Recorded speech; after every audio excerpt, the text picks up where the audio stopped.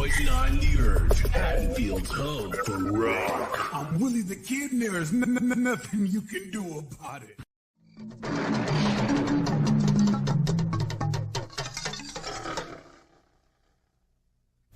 Do you have any food here? You guys are hungry, huh?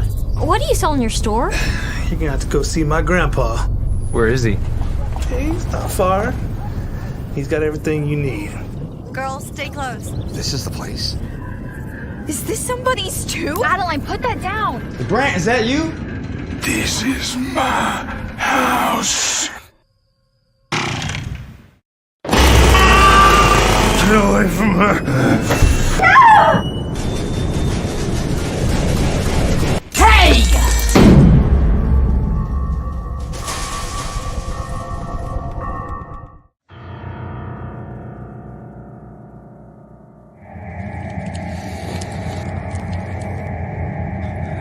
Amy,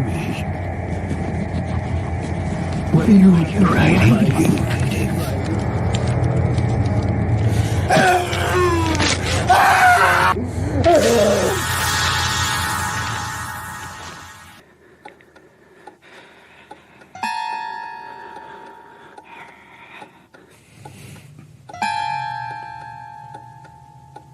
Oh, God.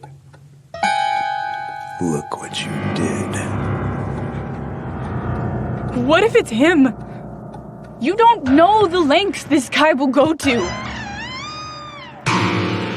He's in the house right now.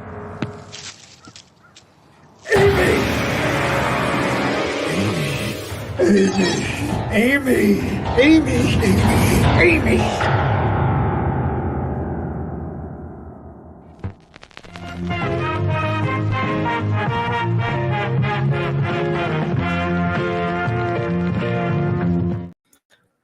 So what's going on, everybody? Welcome back to the JEFFMAN316 Pop Culture Reporter channel.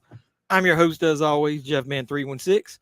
We got a special episode of JEFFMAN316 Live Let's Talk Movies. And as you can see, I'm not alone on the screen, and that's because we've got a special guest. We've got Steve Merlo. Welcome to the channel, Steve. I appreciate you dropping by tonight. Oh, thank you for having me, Jeff. Steve and I are kind of casual acquaintances on Facebook. I mean, I've followed a lot of the stuff he's been doing lately, and he's we were recently talking, said it would be great if he had an opportunity to come on the channel.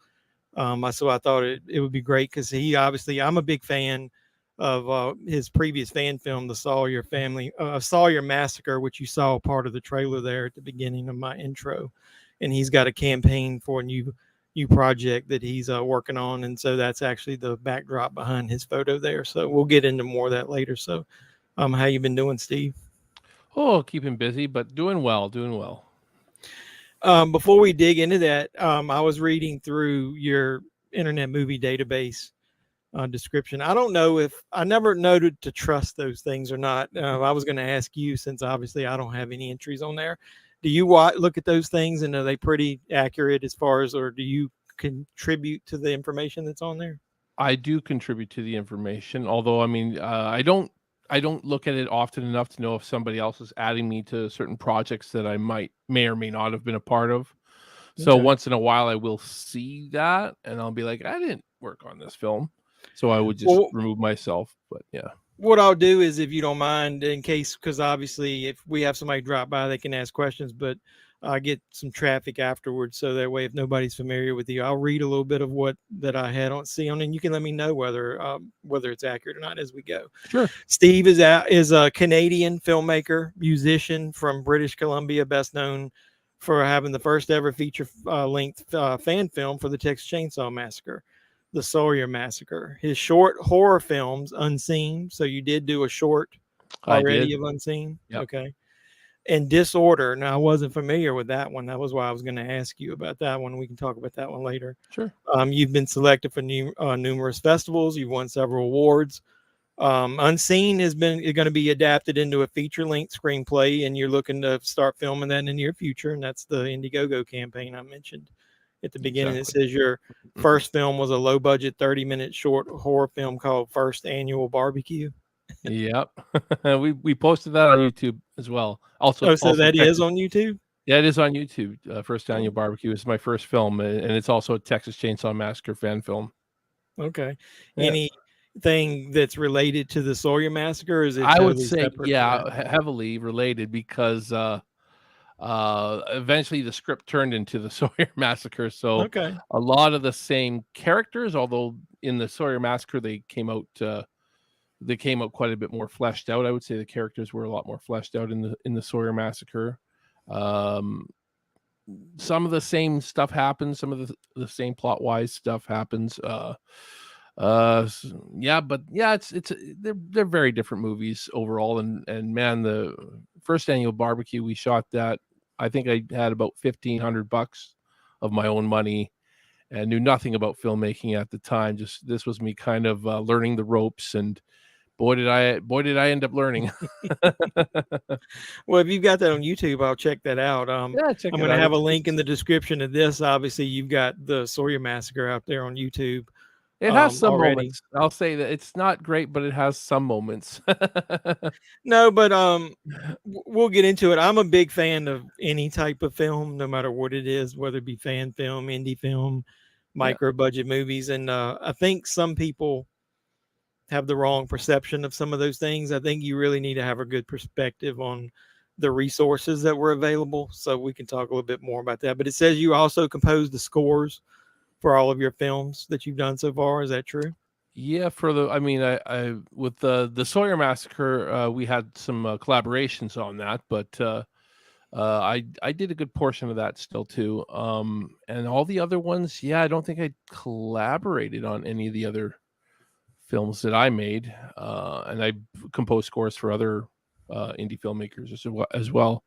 Well, that's great, man. I mean, so you kind of been busy behind the sscenes and behind the camera and everything on all aspects of it, building your brand there. So it's pretty the impressive. best I can.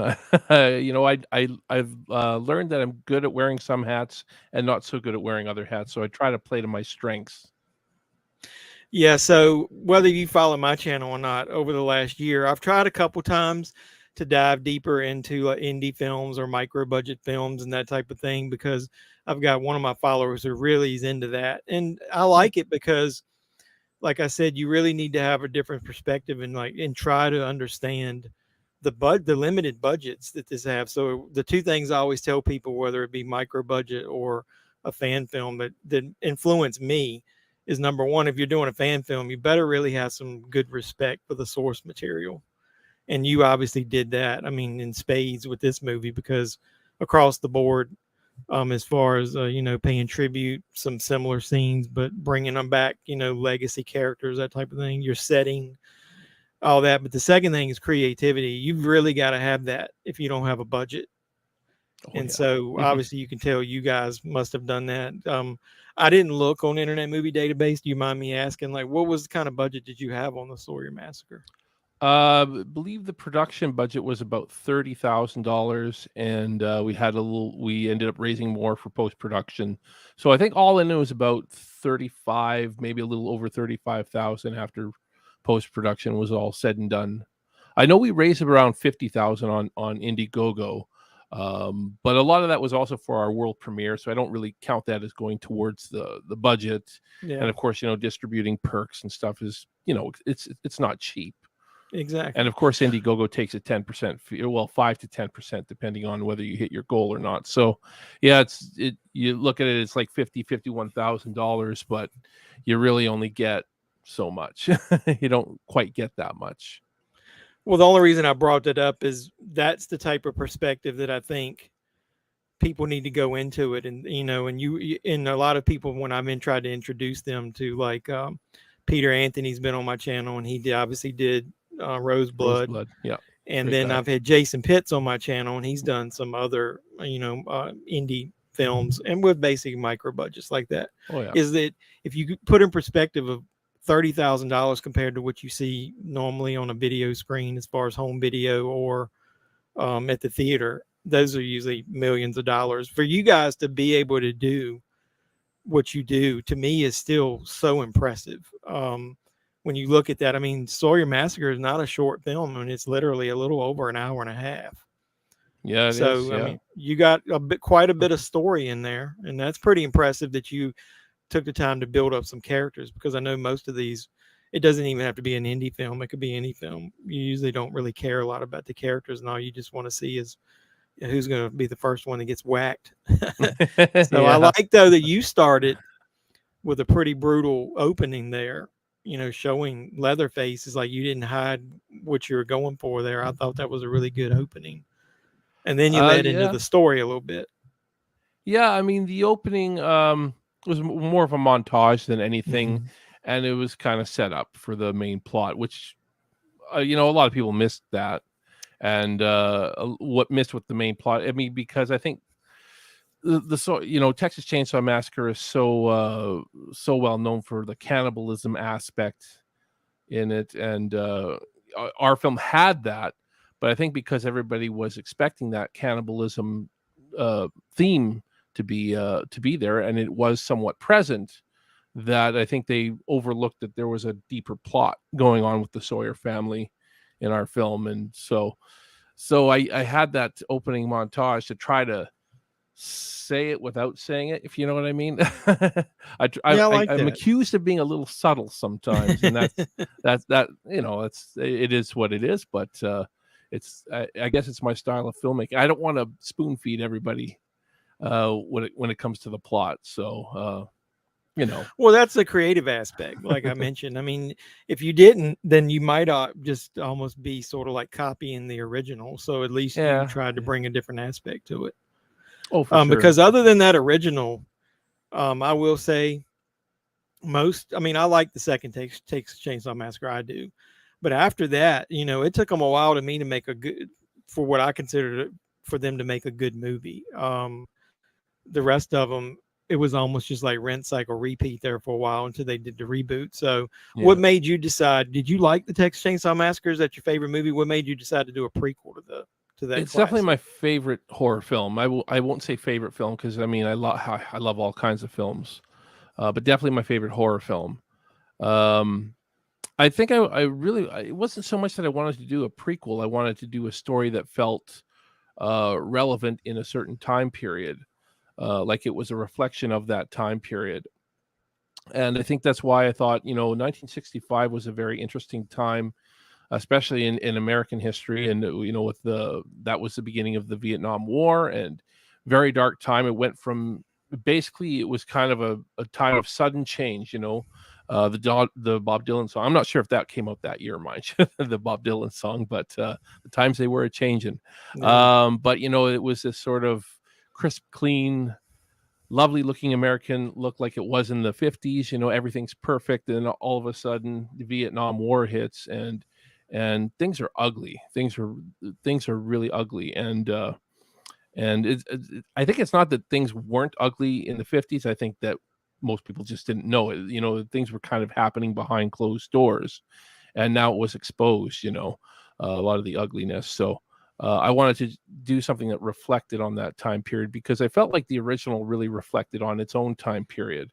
So that was important to me, but it was also important to me to find some sort of reflections that were relevant today.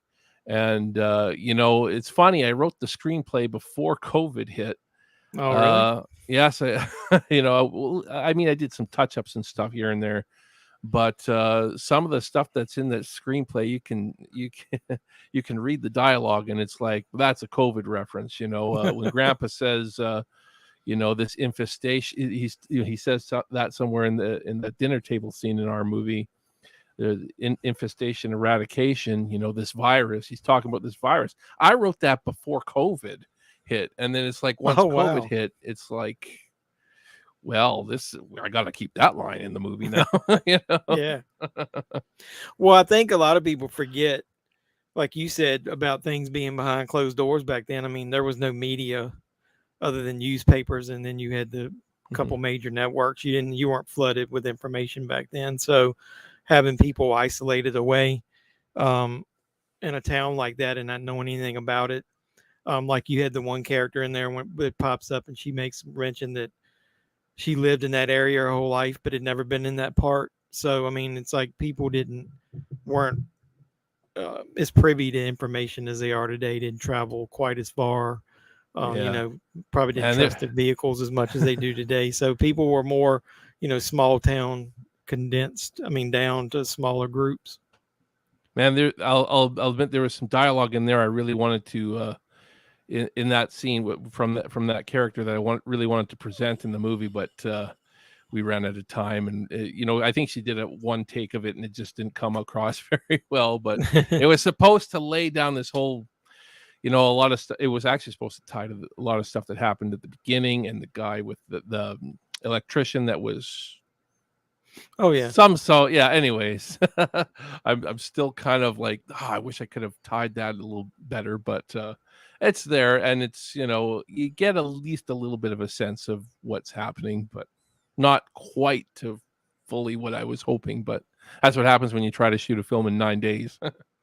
Yeah, well, I was listening to one of your videos where you were updating people on one of your campaigns, and that's what you're saying is that you go in with one mindset thinking of what you really want to do, but then you got to be able to, like, on the fly scale that thing back if you don't get the revenue coming in as far as to finance the movie. So that's where I'm saying that's kind of 100% the creative aspect of there, because like you just said, you could have had an idea of things going one way, and you just have to totally turn it around and go the opposite way just because you don't have the ability to do it. So I think people need to consider all that when they're watching these movies. I know a lot of people that are just fans of mainstream movies, and when I'm watching or talking about those, that's one of the things they're like talking about how cheaply made it is, or it just doesn't look. And I was like, you can't compare those. You need to enjoy it for what it is. And I'm usually able to do that. So that's why I'm kind of always presenting these types of movies and want people to learn about it. That's why I'm really anxious to see your new one, so we can get into that a bit. But when I was reading on Internet Movie Database, the one question I did want to ask you that I saw on there was, they said that was it a rumor or was it true that you did try to get the original Hitchhiker, Edwin Neal, to be in the movie as grandpa, in the role of Rex? In the role of Rex, yes. Yeah. Actually, he was cast at one point. He was actually on our IMDb and everything. And I was talking with his manager, and he had signed a letter of intent and everything. And then, it was getting a little closer towards filming. So I reached out to his manager again and said, we should probably discuss his day rate for the movie. And he replied back saying, so just so you know, Ed SAG, a SAG actor, so will your film be union? And I was like, oh no, Ed SAG, we were a non-union film for sure. It's really hard to make a fan film a union film. Exactly.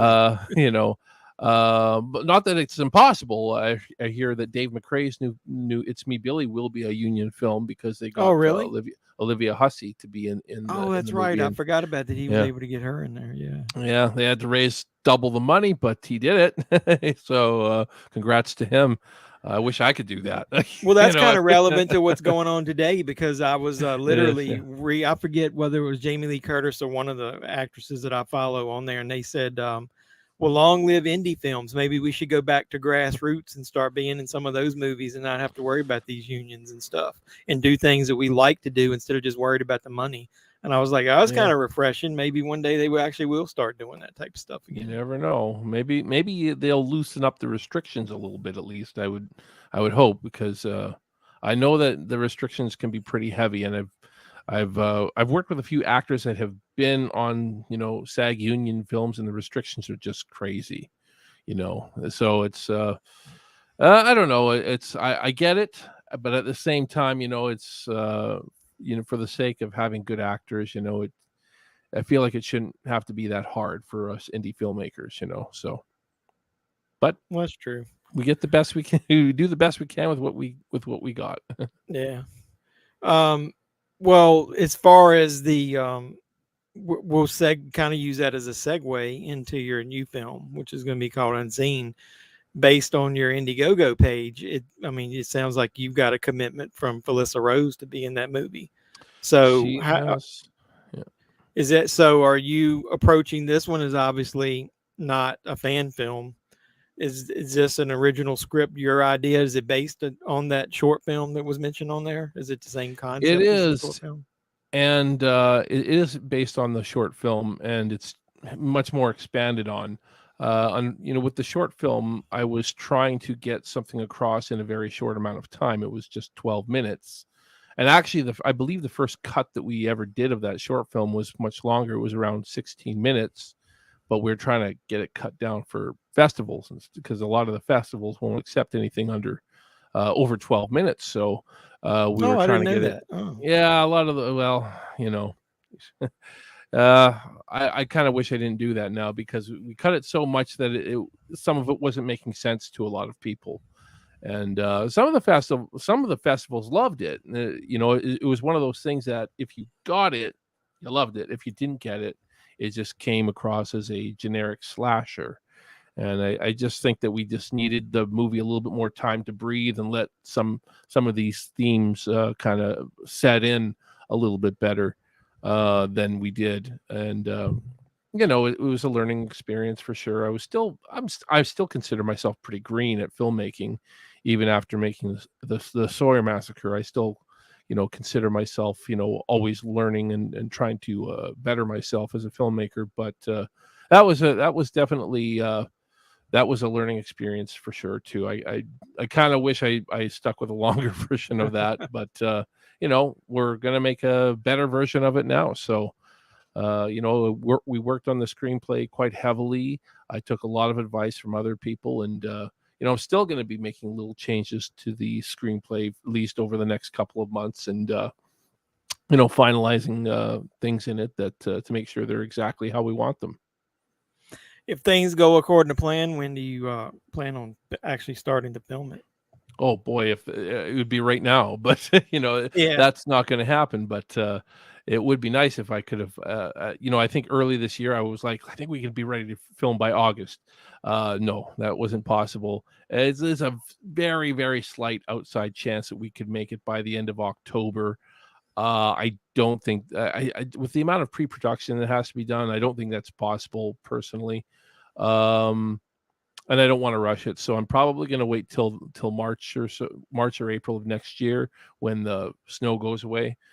we don't get a lot of snow here in British Columbia, but southern British Columbia, we don't get a lot, but we get enough that I'd rather not film in the snow, if you know what I mean. So that's the likely scenario.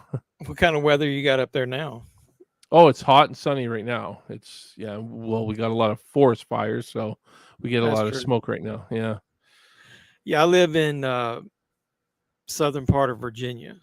Oh, okay. So the joke is usually within around this time of year, as it starts going into the fall, we could have all 4 seasons within 1 week.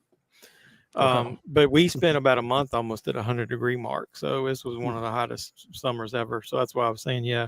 And then we'll probably have the opposite. We'll end up with a foot of snow every week during the let me see, before we dig too much into there, I had a couple of my regulars that were showing up. I don't want to ignore them. We got Rick. He always comes in and joins and listens and watches all my videos. So hopefully, Rick, you'll support Steve. Go out. I've already told him in advance. We were talking about it. Go ahead and watch the Sawyer Massacre. It's on YouTube. I think I've got the link in the description. Brian, you have to be logged in to watch it, because we were flagged. Flagged for 18 plus sort of thing, Okay. Minecraft stopped by. Hey guys, appreciate you stopping by. Oh, hi from Hollywood. And hello. orange covering eyes. Hey, appreciate you stopping by as well. So yeah, we got Steve Merlo here. We've been talking about most of the time so far. We were talking about Sawyer Massacre, but we were going to dive into Unseen now.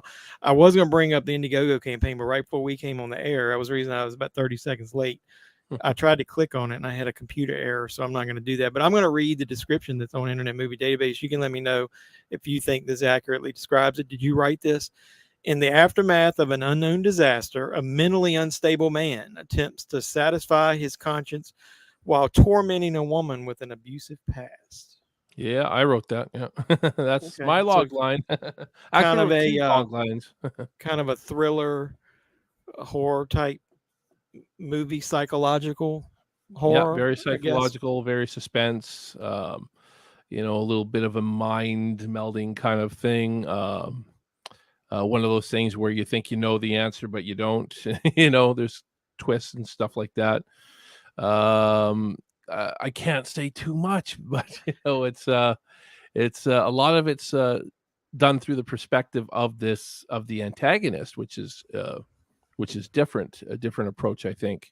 Not that films haven't done that before, but my goal with this was to really get the viewer inside the mind of this guy, because he's a pretty normal guy for the most part that just happened to have the worst day of his life, and he did something that was he did something in the heat of the moment that he could never see himself doing. And this is kind of takes place in the aftermath of whatever it is he did, and it's kind of implied what he did, but never fully explained, so it's a little bit up to interpretation that way. But the idea is for the audience to actually get into his mind and put yourself into that place where you may have gone over the edge, where you may have just snapped. If you've ever been close to your breaking point, this movie is going to kind of explore that breaking point and what the consequences could ultimately be. Wow, that sounds like an interesting concept. They, like you said, most of the killers, if you do get it's more like a perspective just through their eyes, the POV. You don't actually get to sense what they're thinking. I thought you got maybe a teeny bit of that in like with Black Christmas. Some of those movies there, but it didn't go all the way with it. Or like when Norman Bates was Mother, you kind of maybe saw a little bit through his eyes, but it's never been done where you, like, I'm assuming that you're probably hearing him in the trailer. Yes. And then, so like you said, you were seeing from his perspective, but being able to hear him and maybe know a little bit more what he's thinking. That's what he's thinking. That's a pretty good, unique concept there. So that's pretty creative. Peter dropped by. What's up, gents? Hey, Peter. Looking forward to the film. The leap from fan film to indie film is tough one, but I know that Steve will do it and do it well. So thanks, you man. got your brother right there, because he's actually doing the same thing. I know. He's a good guy. Yeah, Peter's always been supportive of me. There was yeah. one point. I mean, obviously, I don't do YouTube for a living. It's basically just a hobby. I've got a full-time job. It's more than full-time. And so you guys understand that But I think it's pretty impressive you went the same route where you went the fan film route, try to learn as much as you can, and then take it to the next step with something that's yours, and not just, like on the coattails of another person's idea or whatever. So that's pretty impressive. So hopefully when it comes out, maybe you can come back and we can talk about it then too. But I was looking at the like I said, we were talking earlier, you had Felissa Rose's, her character's name Ashley on Internet Movie Database, but so you said you got a commitment from her. But I was checking out some of the other cast members, and I saw Brett Wagner was listed. I've seen him pop up in a couple of movies. I didn't even realize it. I watched a movie here recently that's listed, Fool's Paradise, and it said he was the limo driver, and I obviously didn't recognize him or think about it. So now I want to go back and watch that again and see him pop up on there. But yeah, he's got a pretty decent resume as far as a lot of different type of movies he's popped into. So what drew you to him as far as to cast him in this movie? His voice. I'll just say that, his voice. And the fact that he was eager to be in the movie. He was he was one of the first people to say, I want to be in your next movie. And he messaged me pretty much as soon as 2 days after the Sawyer Massacre dropped on YouTube. Oh, cool. So that really showed me that he wants to work with me. That he only saw my movie once or something like that, and he was like, I want to be in your next movie. So to get that kind of commitment from him, I was like, okay, you got the role, man. You got the role. And I had done a podcast with him before that on John Henderson. Yeah, I don't know if you know John Henderson, Doomsday's Crypt. Oh yeah. I think I was on one with him on that channel a couple months before, talking Texas Chainsaw Massacre.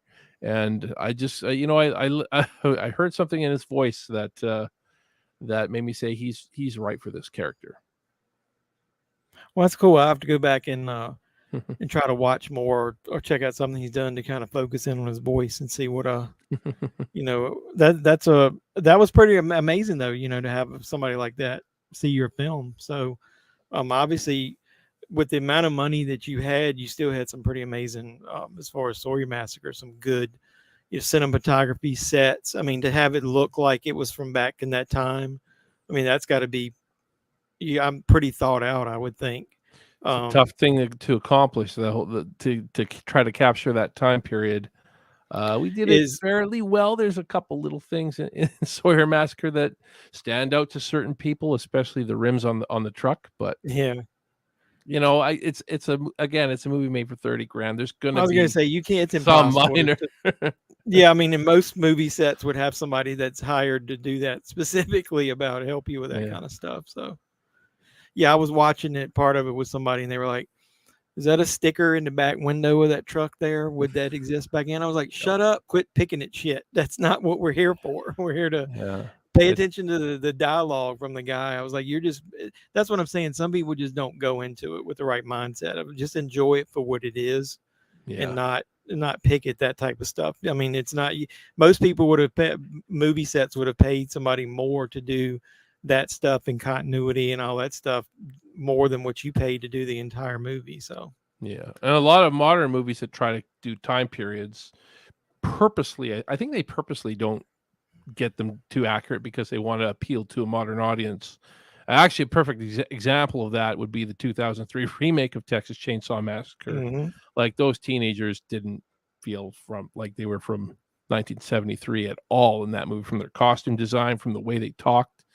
But I get it though. They're trying to appeal to a modern audience, but if you're gonna knock a film like mine, you got to knock other films that, whether it's on purpose or not. Exactly.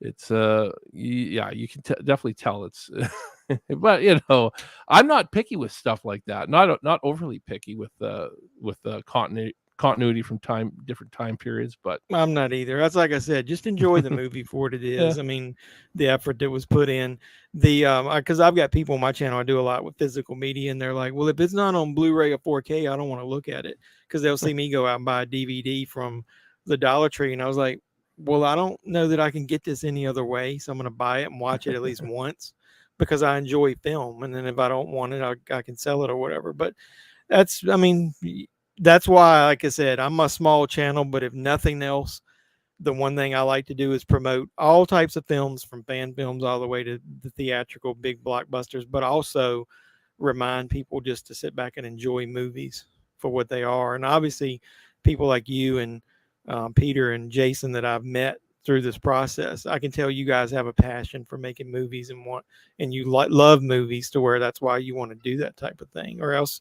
you wouldn't try to make something for that small of a budget and squeeze out every single penny out of there. Put your own money into it. It's like I'm pretty sure all three of us, myself, Jason, and Peter, have all put every last penny we could into our own films to make sure they're as good as possible.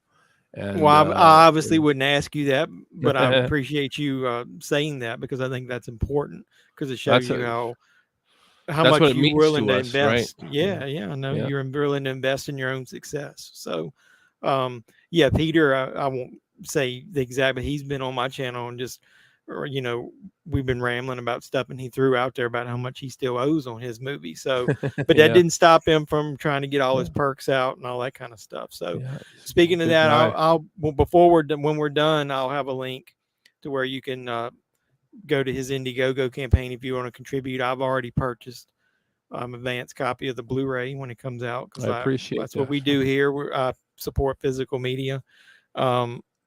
I don't want to take up much of your time, but I always like to mention it anytime I'm on here live or whatever. That's what we need to be doing, and not just streaming movies. There's good and bad. You obviously can use streaming as a media platform to get a movie out there like the Sawyer Massacre. That way you don't have to mass produce it or try to get it produced. You can get it on YouTube and get hundreds of thousands of views easily. But we need all those to stay alive, because I hate censorship and limiting the availability of films and all that kind of stuff. So that, to me, they need to work together. And I still don't like people that think physical media is dying. So anytime you guys have one of those campaigns, I've got a shelf, and I try to buy as many of those fan films or any of the indie type films like that that I can, just so I've got an actual copy of it and never have to worry about losing it. Because I really did enjoy the Sawyer Massacre. Like I said, you had so much respect for the content. I forgot to ask you back when we were talking about it, so I'll go ahead and throw it in now. How did you find your Leatherface? Because I think that's been a problem with some of the movies, is the Leatherface was not quite the right fit for the movie. I thought you did a really good job of finding somebody to play Leatherface. I'm glad you like our Leatherface. Scotty Parkin, he was one of the first people I found, and he's a fellow Canadian just like I am. He lives one town over. Oh, okay. And I was putting local casting calls for our first concept trailer back in 2019, and a friend of mine who I had already cast as one of the people in the trailer for the concept trailer. He didn't come to Texas with us, unfortunately, for the role, but he said to me, "I know a big guy that does musical theater or something like that." I'm like, "Well, musical theater is not really what we're looking for," but he's a big guy, and I think he really loves Texas Chainsaw Massacre. So I gave this guy a call. I gave Scotty Parkin a call, and this guy likes to talk. I'll say that much. I remember the conversation on the phone was a lot of him, but he was very passionate about it. I told him what the role was, and he was like, "I'm totally down." And at first I was still pretty skeptical, because Leatherface is I think there's a lot of nuances to the character you have to get right. And it won't be as good if you don't get them right. I think he did pretty good overall in the film, though. But I was sold on him in the concept teaser that we did, because there was this chemistry between him and the female lead, who was also end up being cast in our film. In fact, she was actually the very first person I cast and said, "You're coming to Texas with me," and she did. But there's a certain chemistry they had on screen together when he was groping her, and in a subtle way implying again the plot of the movie. And I think because of how much that worked in our concept teaser, I decided to cast him in the role as Leatherface, and he brought his A game. I think if there's any criticisms I have on him, the only one would be, man, I wish he could move a little faster. I wish he could run, but at the same time, I can't be too critical on that, because he was running with like a 40-pound chainsaw. I was going to say, that's a pretty massive chainsaw you had in there. They don't make them like they used to. That was a chainsaw from 1956, I believe. Wow. And it was heavy, and it did work, by the way.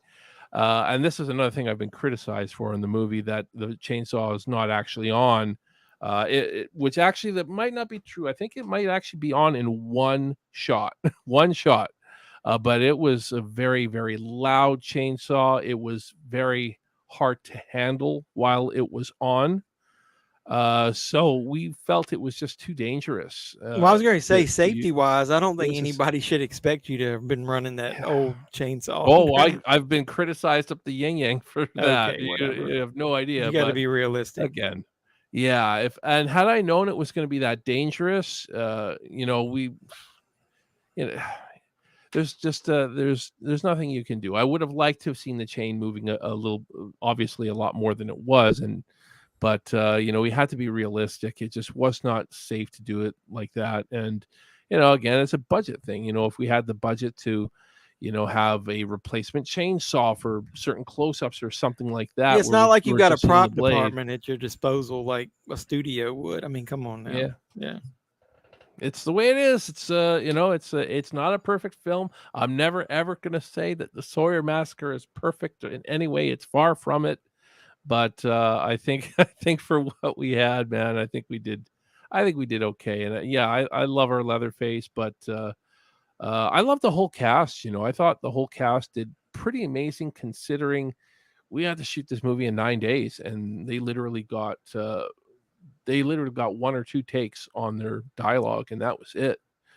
And I checked so through a lot of the cast. I mean, it looks like you dealt also with a lot of newcomers that had not done a lot of actual films. I think A there's couple only of one them. or two. There's only one Yeah. or two that hadn't, and we cast them because their auditions were just that good. But for the most part, I mean, most of them had at least done some film work in the Yeah. past, and some of them more than others. But a lot of them were pretty well established in the indie film community. Like William Instone was pretty well established. He's known now he's going to be releasing his own movie, Butcher's Bluff, pretty soon. Oh, okay. That should be good.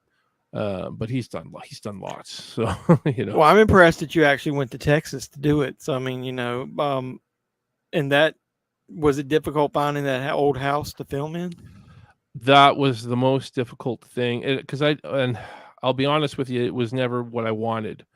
And a lot of people are okay with it because they probably think I was trying to come somewhat close to the original house, when the fact is I wasn't. I was trying to find a completely different house to be known as Grandpa's house. So I wanted a completely different looking house, and I had something very specific in mind that just happens to just not exist in Texas anywhere, as far as I'm concerned. So we had to take what we could.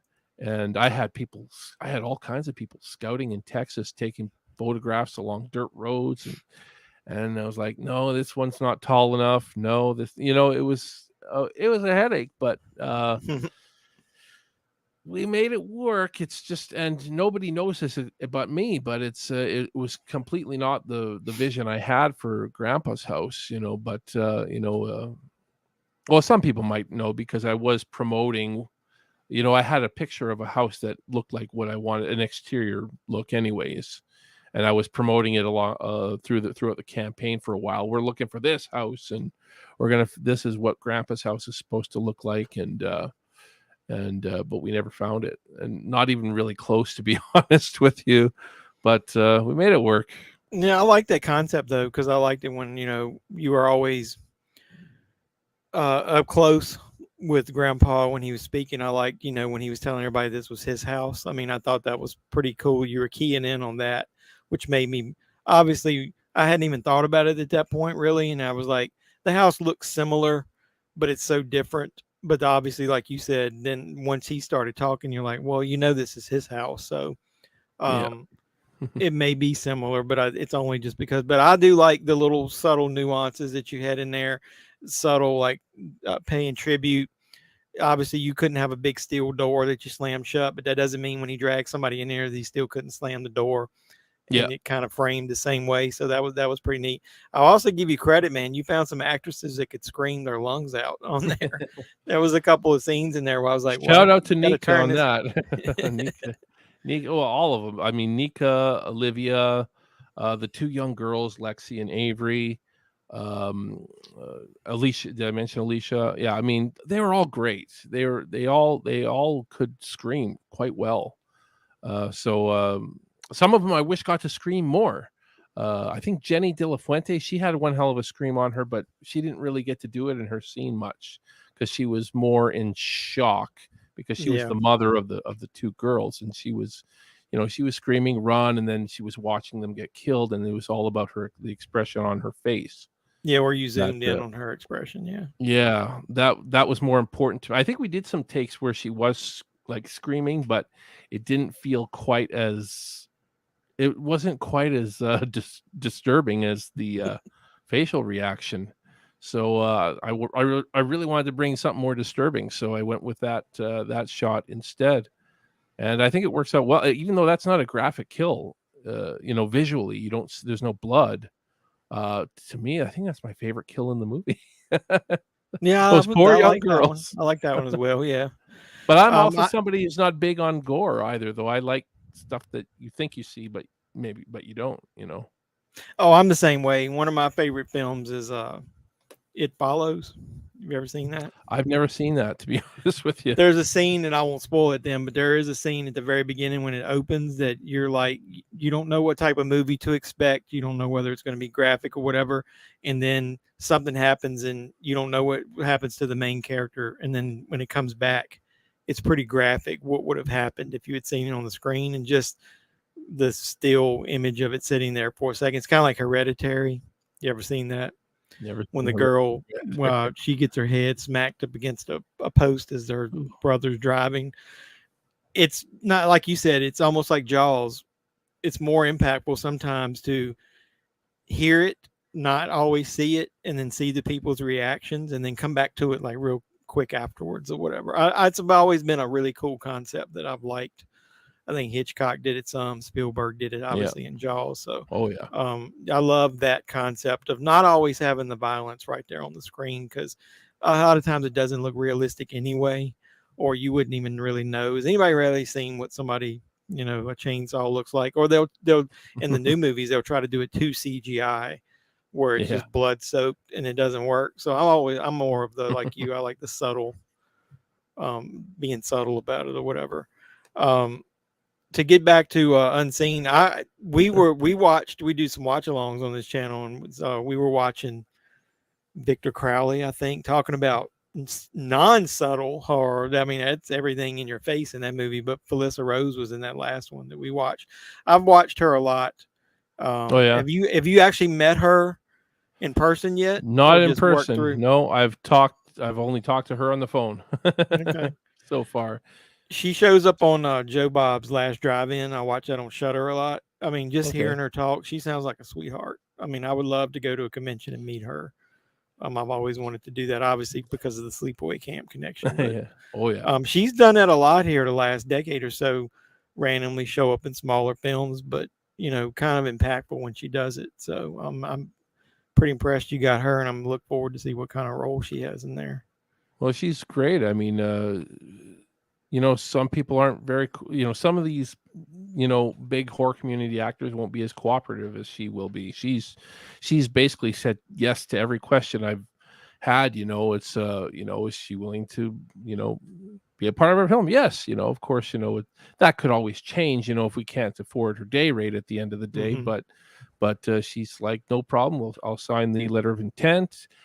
Sure, you can sell my signed headshot on the Indiegogo campaign. Sure, sure, I'll come on, do a podcast. She's been very accommodating, which is not something you get from every I don't want to say famous, but well-known, indie horror actor. If you know what I mean, Yeah, I mean, like no I've pun had run-ins intended. with others, and I won't mention names. I've had run-ins with others, and it's like, no, I need guarantees. I get it, but well, I was going to say no pun intended. My channel is I'm the pop culture reporter, but she's pretty much become kind of like a pop culture icon when it's as far as 80s horror. Just because of that one movie, and more power to her. She's taken it and leveraged that to the extreme. So, I mean, I love the fact that she's went on and embraced it. Because Jamie Lee Curtis obviously did horror and then kind of wanted to drop out of it and then came back to it.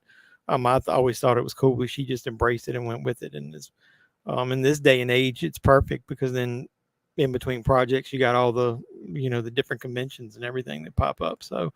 Hopefully I'm in my new job. Once it settles down next year, I want to try to go to a couple conventions. I was telling everybody I've always wanted to meet her. So that's a pretty cool connection that you're going to actually be able to have her in your film. So congratulations to you for getting her in there. Wow.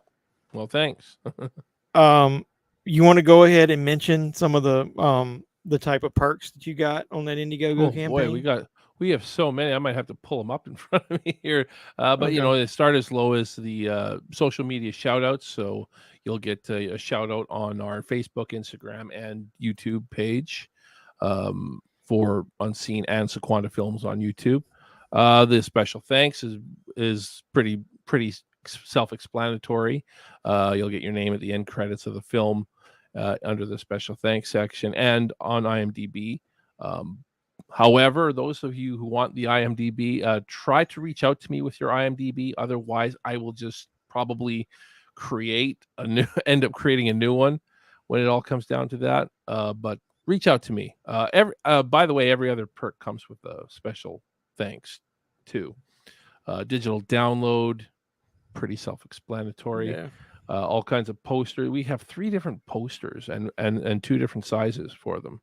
So all pretty cool. I don't know which one I like the most, to be honest with you. Is that your hand on? Is that your hand on the poster there? How'd you come up with that not, concept? although that's going to be a perk on the campaign to for whoever gets that perk. You can actually get your hand to be on the poster. So that was just a stock image that we have currently on the poster. Oh, okay. But you'll have somebody will have the opportunity to have their actual hand on that poster, which I think would be pretty cool.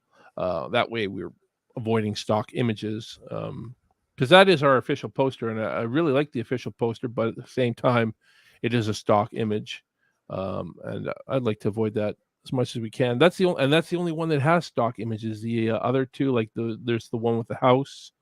That's I photographed that house myself. Oh, okay. And then Trinity's face. She took a big schwack of pictures of herself in different, lighting and stuff and different looks, and that one worked out pretty well. DVD, Blu-ray, and VHS. We have all 3 of those available. How much was your VHS? The VHS is a little bit more than the Blu-ray. I figured it would be, yeah. It is, and I think when I did the Sawyer Massacre, I had it less, a little less than the Blu-ray and DVD. I learned that was a mistake because it's harder to.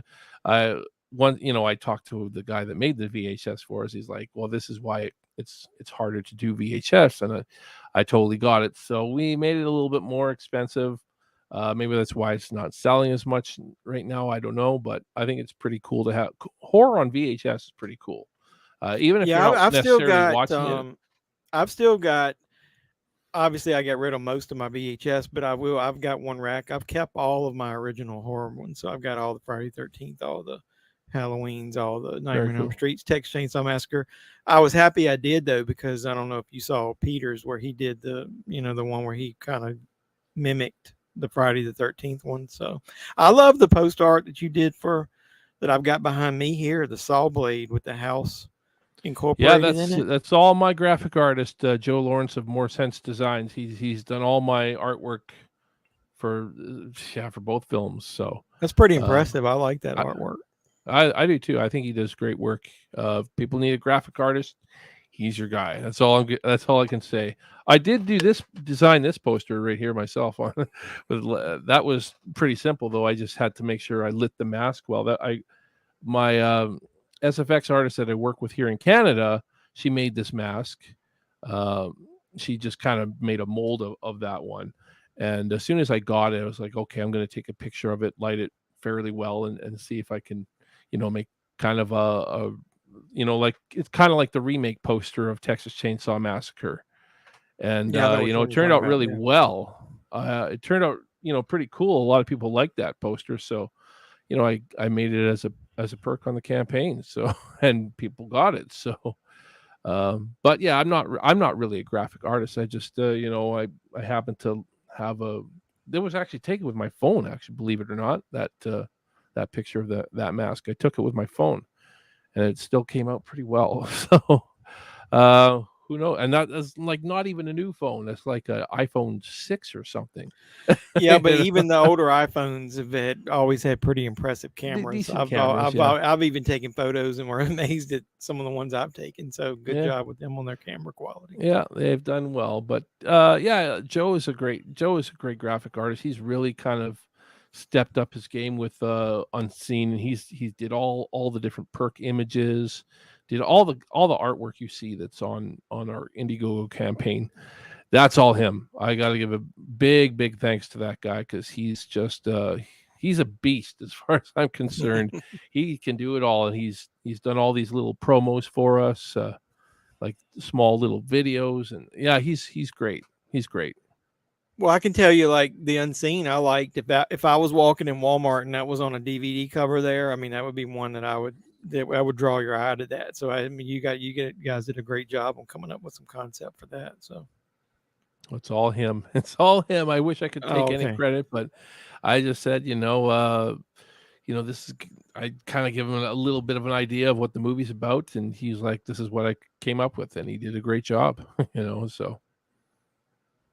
So the The other, did I see where you had one perk that was you could get your scream in the movie? Was that that Yeah, we yours just or added somebody else? that. No, that was ours. We just Was it added yours? that yesterday, I think. I think we just That's added it pretty yesterday. original. I hadn't thought about that. That's Yeah. pretty cool. And actually, believe it or not, that idea for that perk came from Joe as well, our graphic artist. He's like, "Hey, what do you think of this for a perk idea?" Well, And it he goes back said to it. what I I was like, said to circle back around. To be at this level and still have this low budget, you have to be working yourself with creative people. I mean, you as well. "Oh yeah, But otherwise, you have to make do with what you have. And so, I mean, that's the part that's always impressed me when you look at the final product of some of this stuff.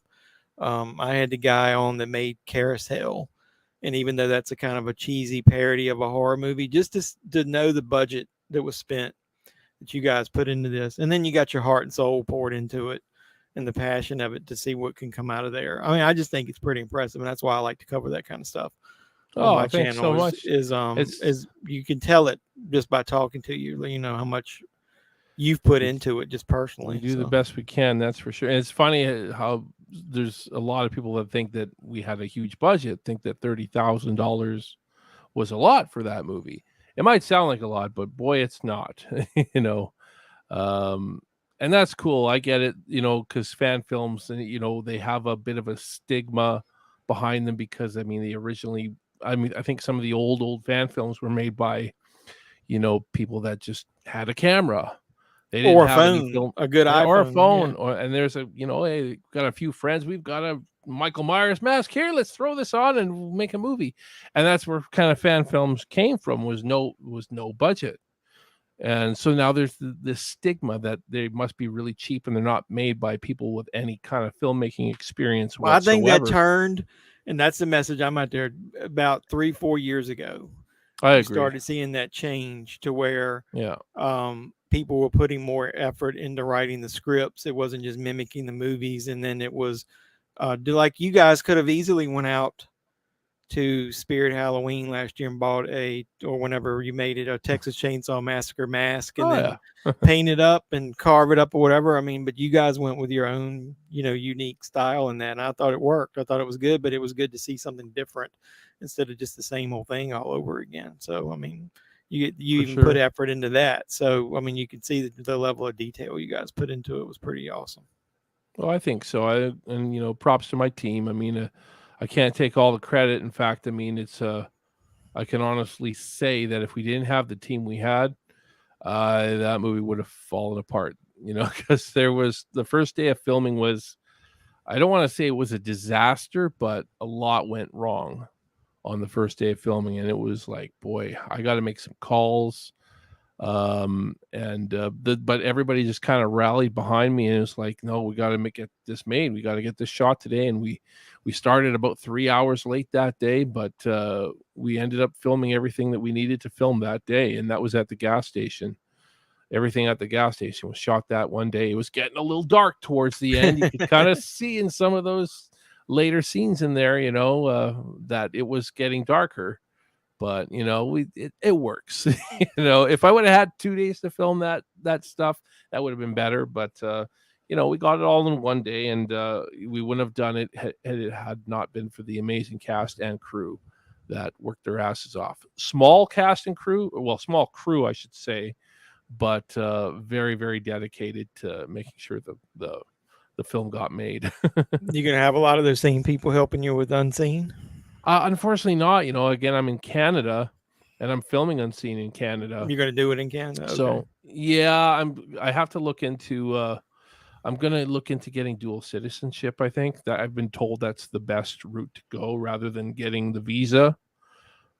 I could get away with it for Sawyer Massacre because it's a fan film and it's non-profit. So non-profit stuff is acceptable. Okay. But anytime there's a potential return on investment sort of thing, then it counts as work. And so I have to go through some paperwork. So I'm at least going to be doing Unseen here in Canada. After that, man, I'm going to try. I'm going to go for my dual citizenship and see if I can make movies down in the US again. Because, man, there was a great crew. Well, that's cool. obviously my channel's still small, but as I grow, I mean, I'll keep supporting you or whatever. So keep me in the loop whenever you guys do finish the movie, or if you do another Indiegogo campaign after this one, I'll put the links up or whatever. So I'll always try to get the word out to support it, because I love, indie films that are made the right way. I've enjoyed everything that Jason Pitts has done. I enjoyed your movie, so I know it sounds like this one is going to be great as well. So I'm really looking forward to seeing it when you guys finally get it made. So hopefully anybody watches this now or in the future will think about contributing to your campaign. So hopefully that'll be a huge success for you. So I hope kudos so. to you so for much. trying to put that together. I mean, I'm really, like I said, I'm looking forward to it. And I think the trailer kind of hooked you as far as that concept of that you said about the killer, the different perspectives. So yeah, I think it'll be a good, a unique experience, and that's what a lot I think is missing right now with a lot of these cheap horror movies. The PG-13 just recycle different ideas. I'm ready for some new stuff. I think that might have been why I started taking a deeper dive into fan films, and the reboot of the world with COVID or whatever allowed you to kind of do that. I mean, there wasn't a lot of stuff getting made there during that time. So that next year, it wasn't a lot of new material coming out. So I started taking a deeper dive into YouTube and the different streaming services and that kind of stuff. And that's when I started discovering stuff like the Sawyer Massacre and things like that, and started, like you said, I did watch some of the earlier ones, and you could immediately tell night and day difference of how much effort was put into some of the newer stuff like yours compared to some of that older stuff. So, and then, like you said, you're taking the leap to the next level, and taking that creativity and enthusiasm to it. I mean, you should be successful. So, like I said, hopefully everybody that watches this now in the future will support you and is looking forward to it just as much as I am. I hope so. Yeah, so I didn't know whether you had anything else you kind of wanted to talk about. Is that you're waiting to work on that, or have you been working on anything in between those two projects? I've been doing a little bit of help with some other filmmakers here and there, but nothing too serious. It's just kind of helping produce things that are in development. So we'll see where they go. But I'm a producer on the third channel. That one's going to be coming out in October. I think I always get the date mixed up. I think it's October 26th. It's coming out. I'm probably wrong. That's another fan film. That's a unofficial sequel to Halloween 3, Season of the Witch. Oh, really? So that'll be a pretty cool movie, I think. What group is making that? I'm a producer on it, so you'll see my logo on the trailer and everything. I believe her company's called Back to One Productions, if I'm not mistaken. I was trying to just see. I've seen a couple of Halloween 3 mentions in some of the groups. I didn't know whether it was one of the ones I had seen or not. Halloween 3 is one of those that you either love it or hate it, I think. And if if you're one of those that still hates it, then you probably won't care for this movie. But well, I don't know. What I always tell people is, I grew up in the era when it happened. I was living through this movie sucks because Michael Myers isn't in it, and I was the one going, well, he technically died in the last one, so what did you expect? I mean, you going into it expecting it, and then over the years, I've grown to love it. I mean, I like Tom Atkins, and I liked it because it was different, but I was okay when they rebooted it, which is fine. But I always wondered why nobody did something to follow up to that. That's a really cool concept. Well, obviously it bombed at the box office, so that's probably why nobody ever did a follow up to it. Well, it was just because they expected. I'm just talking about even if it was indie or streaming or something. It's such a cool concept. There are a couple of other low budget fan films out there. I think they're actually both called Return of the Witch. In fact, you can find them on YouTube. But they're not. I mean, they're fan films like you would expect a fan film to be. And that's okay. Hey, I hope nobody thinks I'm dissing those. There's nothing wrong with those, but because that's where fan films started, I think that's this stigma. Oh, you made a fan film, you're not a filmmaker, kind of thing. And I've had to kind of be stuck with that. I've had many many people in social media saying, oh, you made a fan film, you're not really a filmmaker because of that. And So again, there's nothing wrong with it. In fact, I encourage more people to do stuff like that, just because it is fun, whether you're a professional filmmaker or not. But it's unfortunate that it seems to be fan films that get that stigma. But at the same time, you see other people make indie films that are kind of the same way, though. They look like they were made for no budget, and somebody made a scary costume or something like that, and just rolled with it. But for whatever reason, fan films get stuck with that stigma. It is what it is, I guess. There's nothing we can do about that. But I appreciate anybody going out there creating art, no matter what. And I think that I think there should be more Halloween 3 work out there, more fan films, more. I did hear that there is going to be another one, though. Somebody's working on another one, like in development on a Halloween 3 fan film. So we'll see. I'm interested to know where that will go. I got to figure out who that is that's doing it, because there's some interesting ideas. But yeah, well, plus you're what's that? You're in a lull now with no Halloween content because you don't know what they're going to do with the character. Yeah. So whether you've got Michael or not, the Halloween thing would be a way to go to try to get something done, because people are going to have that interest. It's going to spark up. I for one liked Halloween Ends. I'll support it on this channel. I still didn't see it, to be honest. I'm waiting for it to come on some sort of streaming platform or something, but I guess it was on Peacock. I don't know if you guys have that up there. No, we don't. At least I don't. I don't know if it's possible for me to get Peacock or not, but I was hoping it would come on like either Shudder or even Netflix. I don't even have Netflix right now, but that was why I promote physical media, because you wake up one morning and you never know where to go look for the movie that you want to stream. And unless you're gonna sign up for a dozen different services, I don't want to go guess where to watch Halloween Ends. I've got it right over there. I'll just go get it off the shelf and go watch it. I wish we did just have one streaming service that had everything, but unfortunately we're not there yet. But we need a better app. I know there are some that try, but we need a better app that links all that stuff together. I gotta see Halloween Ends. I want to make my judgment for myself. I know a lot of people hated it, and a lot of people are saying it's bottom of the barrel of all the Halloween movies. But Halloween 3 is on a lot of people's bottom of the barrel Halloween movies too. Well, I'll tell you the way I approached it.